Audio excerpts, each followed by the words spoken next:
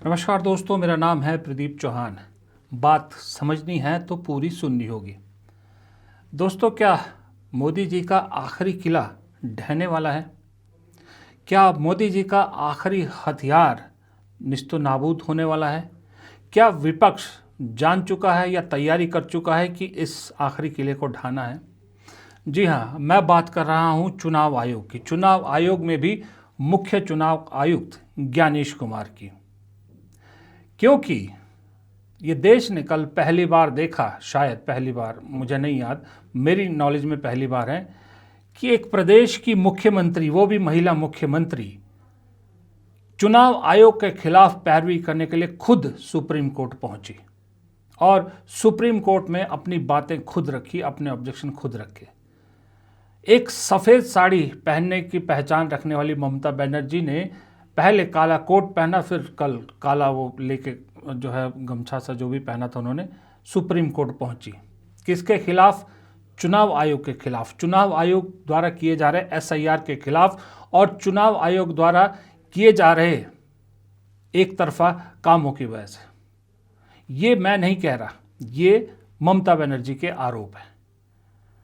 अब जब मुख्यमंत्री खुद अदालत में पैरवी करने के लिए पहुंच जाए तो इसके मायने आप समझ सकते हैं कि इसका मतलब है लड़ाई अब आर पार की हो गई है, पानी अब सिर के ऊपर निकल आया है।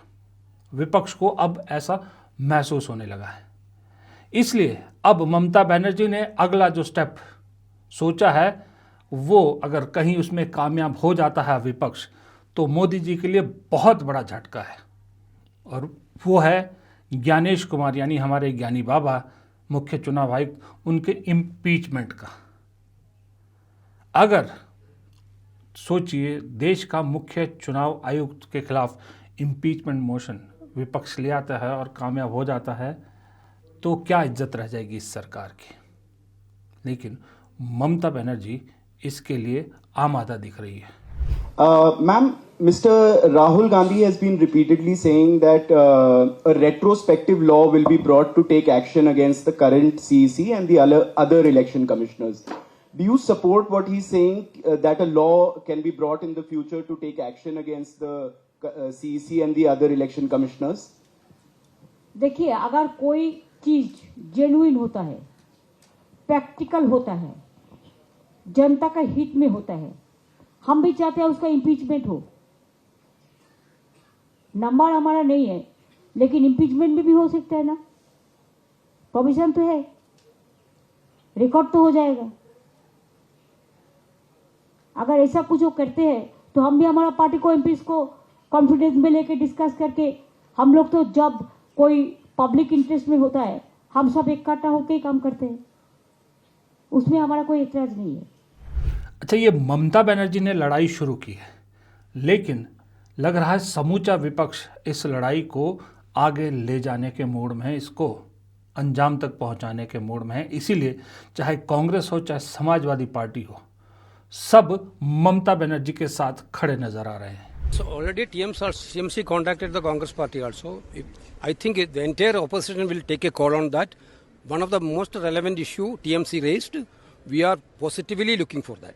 जो ममता बनर्जी जी पहुंची हैं, उन्होंने जो काला कोट पहना है भारतीय जनता पार्टी की काली करतूत के खिलाफ, और जनता को इसी तरह सामने आना पड़ेगा। ये व्यक्तिगत अधिकार की बात है, मत का छीनना आपका हक का छीनना। मत छीनेगा तो हक छीनेगा, और हक किस बात का? हर चीज का छीनता चला जाएगा। कल को विरासत के कागज आप बनाने के लिए सरकार आप पे दबाव बनाई, आप नहीं बना पाएंगे। नागरिकता का सवाल आएगा, बहुत सारे सवाल आएंगे। और जो उत्तर प्रदेश में हम लोगों ने एसआईआर को देखा है, ये कहीं ना कहीं संगठित अपराध कर रहे हैं लोग। आपको याद है, पिछले साल पूर्व उपराष्ट्रपति, राज्यसभा सभापति जगदीश धनखड़ के खिलाफ भी एक नो कॉन्फिडेंस मोशन विपक्ष लाई थी। वो मोशन तो खैर धनखड़ जी जीत गए, लेकिन उसका फॉल आउट क्या हुआ था? उसका फॉल आउट ये हुआ कि धनखड़ जी की अंतरात्मा जग गई। अंतरात्मा जगी तो विपक्ष के साथ जो है उनका मेल जोल बढ़ा। उसका असर ये हुआ कि उनकी कुर्सी बीच में ही चली गई। अब अगर कहीं यही चीज़ सोचिए हमारे ज्ञानी बाबा के साथ हो गई तो क्या होगा। तो क्योंकि इस वक्त मैंने आखिरी किला क्यों कहा, इन 12 सालों में जितने हथकंडे हो सकते थे सब अपना लिए गए हैं, लेकिन एक लोकसभा चुनाव के झटके ने सीधा आखिरी हथियार इस्तेमाल करने पर मजबूर कर दिया सरकार को, पैनिक बटन दब गया और वो आखिरी हथियार चुनाव आयोग है। इस वक्त सारी की सारी लड़ाई सत्ता पक्ष चुनाव आयोग के कंधे पर लड़ रहा है, उसके सहारे लड़ रहा है, क्योंकि बाकी सब हो गया, हिंदू मुसलमान हो गया। अब कल आपने देखा संसद में अब सरदारों, हिंदू सरदारों वर्सेस इस तरह का राहुल गांधी को लेकर एक नैरेटिव बनाने की कोशिश की गई। खैर वो अलग चीज़ है, वो होगा नहीं। अब हिंदू मुसलमान भी नहीं हो रहा, लोग उससे भी ऊपर निकल चुके हैं, लोग उससे ऊब चुके हैं। तो अल्टीमेटली असर क्या हुआ कि एक घटना ने इस देश को दिखा दिया कि सनातन भी 2 भागों में बटा हुआ है। एक सनातन वो है जो सत्ता का चाटुकार है, एक सनातन समाज वो है जो धर्म की रक्षा की बात करता है। फिर उसके बाद एक कदम ने दिखा दिया कि सरकार कहती कुछ है, करती कुछ है। जिन्होंने सत्ता तक पहुंचाया जिस स्वर्ण समाज ने, उसको धत्ता बताते हुए सरकार कुछ और ही यूजीसी नियम ले आई, तो स्वर्ण समाज सड़क पर उतर आया। और उन्होंने तो सिर्फ उतरा ही नहीं, उन्होंने वो सब कह दिया, वो सब कर दिया जो विपक्ष सोच भी नहीं सकता। कोई मोदी जी का, अमित शाह का पुतला जलाए, कोई उनकी कब्र की बात करे, तो सोचिए सिर्फ अफवाहों में केस दर्ज हो जाता है और जेल हो जाती है, वो तो खुलेआम दिखा करते हुए।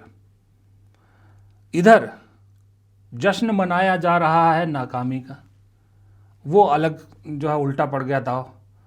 लगा था कि ट्रेड डील के साथ जश्न मनाया जाएगा, मोदी जी को वर्ल्ड में बड़े लीडर के तौर पे दिखाया जाएगा, फिर वही इमेज चमकाने की कोशिश की जाएगी। लेकिन आंकड़ों के साथ इस सरकार का जो 36 का आंकड़ा है वो फिर साबित हो गया। जब लोगों ने आंकड़े रख दिए डील के सारे, तो सवाल लोग पूछने लगे, भाई जश्न किस चीज़ का मनाया जा रहा है, हमारी तो बेइज्जती हुई है, हमें तो घाटा हुआ है। लोग सवाल पूछने लगे कि ये डील साइन हुई तो हुई क्यों अचानक? क्या इसलिए हुई कि राहुल गांधी भारत चाइना के रिश्तों को लेकर संसद में सच्चाई उगल रहे थे, वो सवाल उठा रहे थे, तो उससे डाइवर्ट करने के लिए अचीवमेंट के तौर पे रातों रात डील साइन हो गई? ये सारे सवाल उठ गए। तो अब कोई भी हथकंडा काम नहीं कर रहा है, और जो काम कर रहा है वो हमारा चुनाव आयोग है। वो ईमानदारी से अपनी जो ड्यूटी उन्हें दी गई है वो कर रहे हैं। अब सोचिए अगर इस किले में कहीं कोई दीवार ढह गई, कोई छेद हो गया, तो फिर तो कोई सहारा बचा नहीं है। इसलिए मुझे लगता है कि मोदी सरकार इस वक्त सोच में तो होगी। ये तो तय है कि इम्पीचमेंट मोशन आ जाए चुनाव आयोग के खिलाफ, चुनाव आयुक्त के खिलाफ। नंबर में नहीं जीत सकता विपक्ष, नंबर सरकार के पास है, इसमें कोई दो राय नहीं है। लेकिन डर सिर्फ इस चीज़ का है कि कहीं ज्ञानी बाबा भी धनखड़ बाबा की तरह अंतरात्मा की आवाज़ सुनने लग जाएं तो क्या होगा, तब मुश्किलात हो जाएगी। और उस अंतरात्मा के चक्कर में कहीं कुछ गड़बड़ घोटाला हो गया तो इसके बाद तो कोई किला बचा ही नहीं है जिसके पीछे, जिसकी दीवार के पीछे छुपा जा सकता है। ये असल डर है। फिलहाल इस वीडियो में इतना ही। प्रदीप चौहान को दीजिए इजाज़त। नमस्कार।